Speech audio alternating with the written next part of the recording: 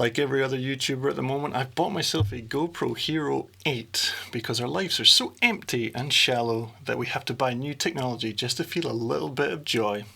That, and it's got hyper smooth too, yo!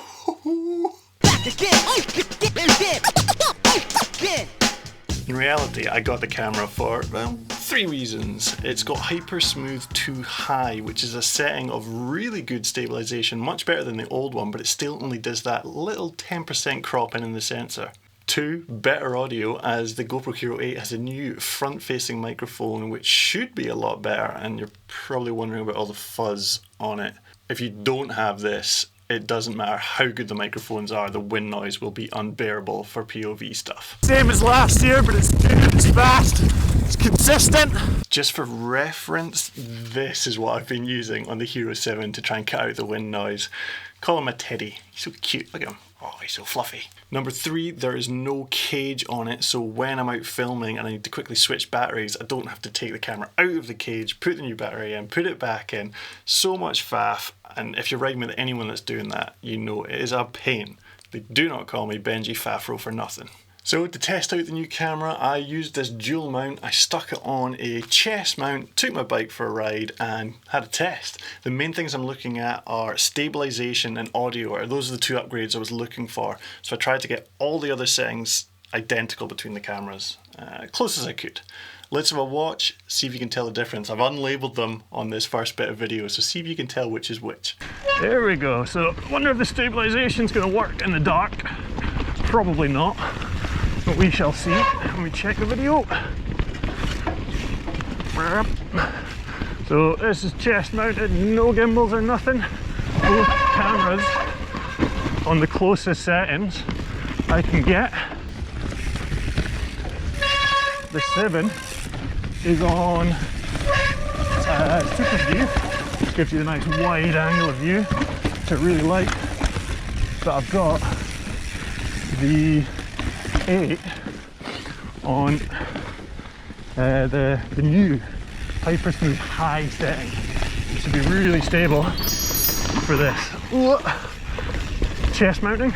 That's right, Hero 7 in the top, Hero 8 in the bottom. I actually colour corrected them so they would look similar. Let's keep watching, see if you can hear and see the differences. Because even with the old Hyper Smooth, you'd still get a bit of flap and wobble, which meant a lot of people still ran gimbals. But gimbals are a faff. I know BKXC manages to make them work, but I always end up hitting them on my seat and breaking them and all sorts. Anyway, there's a tricky off-camera bit here.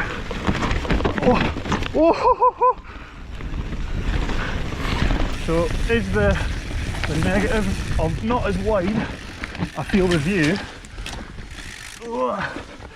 enough to negate the benefit of the Hyper Smooth High? I don't know. Going by the videos, it looks pretty flipping good. Then there's also the main issue of when it's not. Probably should have mentioned both cameras are set to GoPro color, which is a little different between the 7 and 8, but I think they both do a good job. Let's slap an over the top with color correction on there and we'll continue with the video. Not bright enough. The Hyper Smooth just can't work. And GoPro refuses to do mechanical stabilization. Oh, such a good track. Woo! Whoa, a little bit fast. So there's a fair bit of bumping going on there. That'll be a good test for it. Did you see that? Hero 7 was flopping about through that rough section, but the Hero 8 was buttery smooth. You do lose a little bit of clarity with that extra stabilization, but most people would prefer a stable video as opposed to a little bit blurrier video. So that's what I'm trying to do. Oh, yeah. So I do have 2 cameras hanging off of this chest mount, so there will be more flapping than usual. Whoa, we'll see how that looks. So the Hero 8 definitely wins in stabilization. At a price though, it only works in the wide frame of view. I much prefer to use the even wider super view setting, which gives you more above and below, so you can see the track in front and the bike underneath you. And yeah, it doesn't work with this high setting. It only works in the base hypersmooth setting, which is pretty much the same as the Hero 7. So to get this benefit, you have to narrow your frame of view, which for me, it's a deal breaker. It still looks pretty good though, so in certain situations I'll probably use it. Let's stick the GoPros underneath my chin bar, which is where I normally mount the cameras, which pretty much every YouTuber has started doing now, and I'm quite proud to say that I was the originator of that. Made a video 2 years ago about doing it, and now everyone is, so yeah, you're welcome. Here we go. So it's pretty dark in here. Interested to see how the stabilisation gets on. Whoa. Interesting, did you hear that? The Hero 8 actually muffled the sound of my free hub. The Hero 7 seems to make it sound louder, which means it focuses on the high treble sounds. Whoa. Whereas the GoPro Hero 8 focuses on the lower bassier sounds. I'm not really sure which I prefer at the moment, but that is the difference between the two. Whoa. Oh, that's a tricky turn.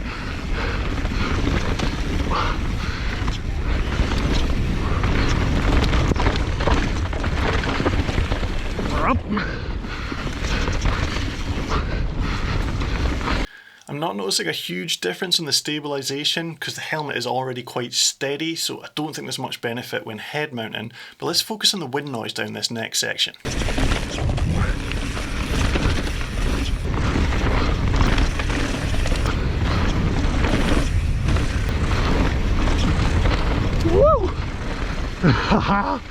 Oh, so much fun. And they're both pretty similar. I'm a bit disappointed the 8 isn't really that much better in terms of the stabilisation or the audio. And there's other negatives as well. The batteries of the old ones aren't compatible. You have to get the ones with the blue strip, the magic blue strip, because if you don't have them, it actually shuts off a lot of the higher performance modes. The fold-out fingers, while they are convenient on this because you don't have to have the cage, the annoying thing is there's movement. Can you see that? That's it tightened up as tight as I can get it, and the GoPro still rattles. And last negative I can think of is the lens. Front lens isn't user replaceable. It's all one piece. So if you smash it, you have to send it back to GoPro. Was this a worthwhile purchase?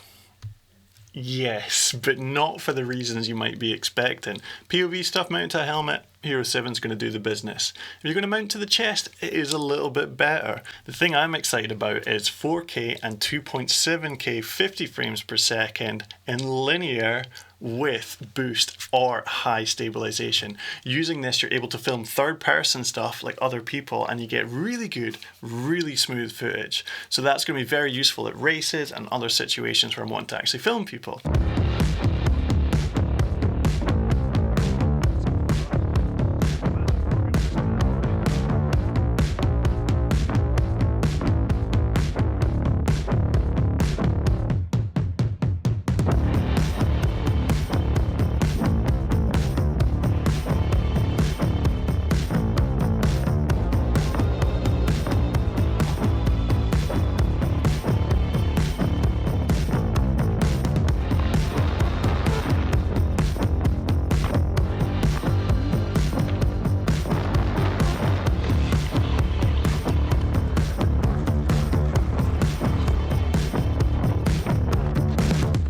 Also, at races, you're not allowed to body mount cameras. You have to mount them to your bike, and that ends up with some pretty shaky footage. So that boost stabilization will work excellent when mounted to bikes. So for those reasons, I will get a good use out of this. But for most people, I don't think you need it. I think you should get a Hero 7. That's actually a better deal, and it will get you really good footage. Or you could like this video, subscribe, and then leave a comment saying anything I might have missed out in part of my comparison. Most interesting comment, you win my Hero 7. I'll send it to you, I'll post it to you. Free, no charge. Even if you don't win, subscribing will be worthwhile because you don't want to miss the comparison between the 7, the 8, the Session, mounted in a gimbal against the Sony FDRX 3000, against the Hero 5 with real steady stabilisation. Again, oh god, and ooh, and this. Ever seen one of them? The new GoPro Hero, oh god, Max. So yeah, stay tuned for that comparison. It's gonna take so long to film and edit. Maybe I should do my Mega Tower review first.